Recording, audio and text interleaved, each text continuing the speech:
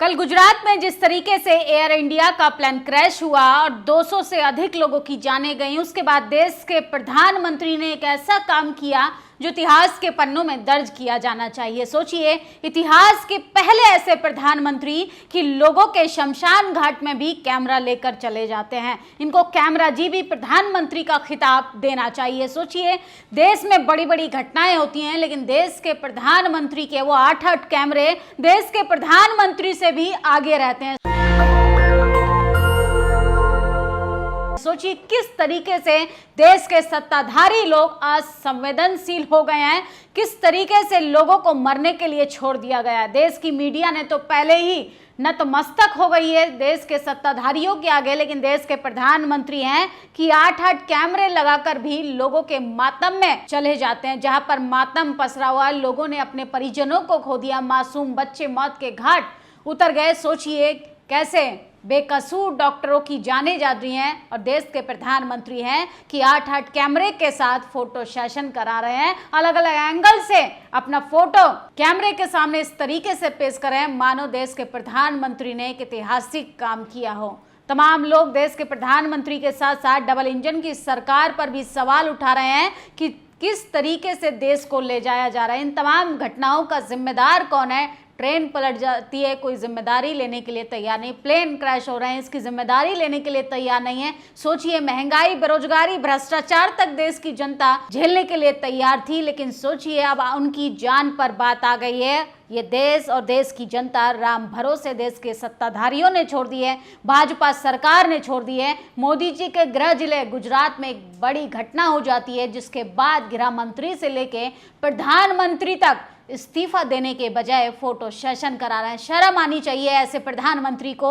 सोचिए, देश में इतनी बड़ी घटनाएं हो जाती हैं, इनको बिल्कुल भी रहम नहीं आता, बिल्कुल भी इनकी नैतिक जिम्मेदारी नहीं है। मणिपुर से लेके गुजरात तक लोग मर रहे हैं। सोचिए, आतंकी हमले तक हो जाते हैं, लेकिन तमाम घटनाओं पर सत्ताधारी लोग हाथ खड़ा कर देते हैं। और सोचिए किस तरीके से जनता को मरने के लिए छोड़ दिया गया है। फोटो शूट करें मान्यवर बिना कैमरे के भी जा सकते थे। शमशान घाट बन चुका मेडिकल कॉलेज, 8 कैमरे लेकर गए हैं। अब तो हद हो गई। देश के प्रधानमंत्री को खुद का एक बार आकलन करना चाहिए। सोचिए किस तरीके से अभी पहलगाम का मुद्दा शांत नहीं हुआ था, कोई तीसरा देश पाकिस्तान और भारत का सीज फायर कर रहा था। इतनी गंभीर विषय पर भी देश के प्रधानमंत्री बोलने के बजाय चुप्पी साधे हुए हैं। और अब अहमदाबाद में जिस तरीके से प्लेन क्रैश हुआ, मासूम लोग जो मौत के मुंह में समा गए, चारों तरफ शमशान घाट की तरह माहौल बन गया,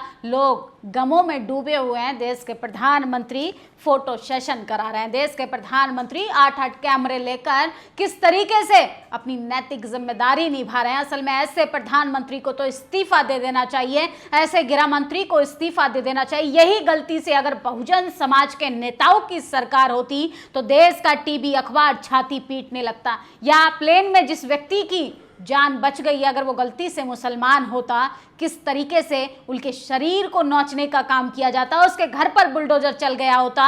लेकिन मामला तो यहाँ पर हिंदू मुसलमान का भी नहीं है। सोचिए किस तरीके से कर्मकांड से जोड़ा जा रहा है सब कुछ। आप कभी राजनीति से ऊपर उठ के चीजों को देखेंगे या फिर राजनीति के अलावा चीजों को देखने का नजरिया ही नहीं रहा। आप देश के पीएम का सब कुछ न्यूज चैनल खुद कवर कर रहा है। कम से कम ऐसी घटनाओं पर तो राजनीति छोड़ दीजिए, महिलाओं को नंगा घुमाया जाता है इस देश में, मासूम बच्चों को मरने के लिए छोड़ दिया जाता है। ट्रेन से लोग दिन ब दिन किस तरीके से मरे हैं। देश की राजधानी दिल्ली में कल तो एक ट्रेन पटरी से उतरते उतरते बच गई, एक डब्बा किस तरीके से पटरी से उतर गया। लेकिन ये सब की जिम्मेदारी कोई नहीं लेगा, क्योंकि भाजपा सरकार के मौजूदा जितने भी मंत्री कार्यकर्ता हैं, सबके सब दूध के धुलो हैं। सारी जिम्मेदारी नेहरू जी की थी। सोचिए, क्या ये प्लेन क्रैश भी अहमदाबाद में जो घटना हुई है, इसके जिम्मेदार नेहरू जी हैं या गांधी जी हैं या कांग्रेस सरकार है? क्योंकि भाजपा सरकार तो इतनी निकम्मी हो चुकी है कि कोई भी जिम्मेदारी लेने के लिए तैयार नहीं है। तमाम लोग देश के प्रधानमंत्री पर सवाल उठा रहे हैं कि देश के कैसे प्रधानमंत्री हैं, इनको दुख में भी कैमरा लेकर आगे आना होता है। सोचिए, इतना असंवेदनशील प्रधानमंत्री जिनका परिवार होता वही जानते परिवार खोने का डर क्या होता है। जिनका बच्चा होता वो समझ पाते हैं कि बच्चे को खोने का डर क्या होता है। सोचिए कितनी उम्मीदें लेकर लोग भारत से लंदन जा रहे थे, कोई बसने जा रहा था, कोई नौकरी करने जा रहा था, कोई अपनी प्रेमी प्रेमिका से मिलने जा रहा था, कोई अपने मासूम बच्चों से मिलने जा रहा था, लेकिन सब कुछ मातम में पसर गया। देश के प्रधानमंत्री कैमरा लेकर पहुंचे, फोटो शूट कर रहे मान्यवर बिना कैमरे के भी जा सकते हैं। शमशान घाट बन चुका मेडिकल कॉलेज, 8-8 कैमरे लेकर लगे हुए हैं, हद हो गई है। आईपी सिंह ने, सपा नेता ने सवाल खड़ा किया है कि देश के प्रधानमंत्री को कम से कम प्रधानमंत्री के पद की तो गरिमा रखनी चाहिए थी। हमारे प्रधानमंत्री जख्मों पर मरहम नहीं लगाते, लेकिन जख्मों को कुरेदने के लिए हर जगह कैमरा की टीम लेकर जरूर पहुंच जाते हैं।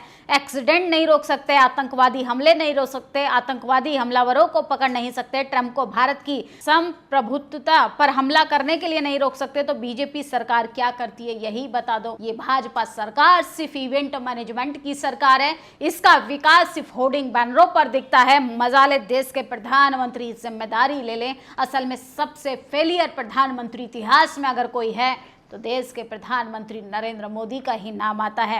अहमदाबाद विमान हमले में मलबे में भगवत गीता मिली और लोग कह रहे हैं कि ये आश्चर्यजनक है, सब कुछ मलबे में जलकर राख हो गया लेकिन भगवत गीता बच गई। अरे अंधभक्तों, 200 से ज्यादा लोगों की जानें चली गई, तुमको भगवत गीता की पड़ी है। किस तरीके से कर्मकांड को बढ़ावा दिया जा रहा है। और 12 को कभी लकी माना जाता था, मौत का नंबर बन गया। गुजरात के पूर्व सीएम विजय रूपाणी का अहमदाबाद प्लेन क्रैश में 12 से जुड़ी हैरान करने देने वाली कुछ कड़ियां आपके सामने आ रही हैं। रूपाणी 12 नंबर को मानते थे लकी, उनका स्कूटर और गाड़ियों का नंबर 1206 था। क्रैश में तारीख 12 जून, बोर्डिंग टाइम 12:10 और उनका पैसेंजर नंबर 12 था। तो सोचिए कभी कभी किस्मत भी सबसे भरोसेमंद चीज है, धोखा बन जाती है। तो कैसे लोगों को तरह तरह की बातें करने का मौका मिल रहा है, लेकिन जब सवाल करना चाहिए देश की मीडिया को सरकार से जरूरी मुद्दे पर कि इतनी बड़ी लापरवाही कैसे हो गई। सोचिए विमानों की इतनी बदतर हालत है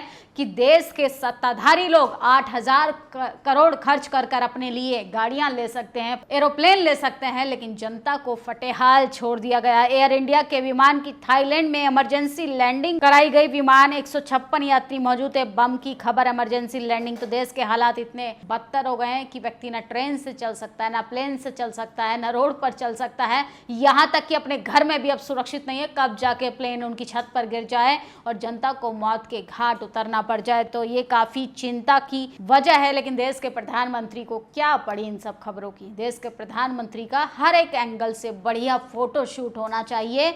और सबसे ज्यादा अगर इस देश में किसी की नौकरी खतरे में है, देश के प्रधानमंत्री के कैमरामैन की, कैमरा पर्सन्स की, जो देश के प्रधानमंत्री को बिल्कुल भी इग्नोर नहीं कर सकते। जिन परिजनों ने प्लेन क्रैश में अपनों को खोया, उनके 1,000 पाउंड तकरीबन 1.25 लाख रुपए मांगे जा रहे हैं।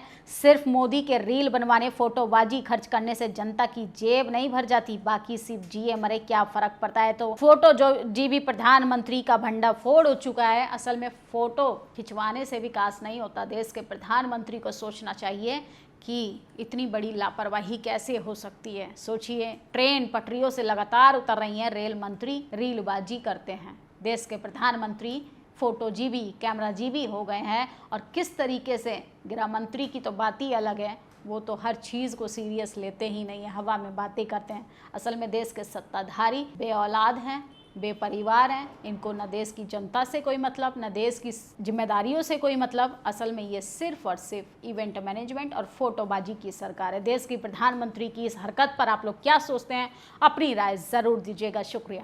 नेशनल दस्तक की आपसे गुजारिश है कि अगर इसको बचाना चाहते हैं तो नेशनल दस्तक को सब्सक्राइब करने के लिए रेड कलर के सब्सक्राइब बटन को दबाएं, फिर बेल आइकन की घंटी दबाएं। नेशनल दस्तक को बचाने के लिए बहुत जरूरी है कि हर खबर को शेयर करें, लाइक करें, कमेंट जरूर करें।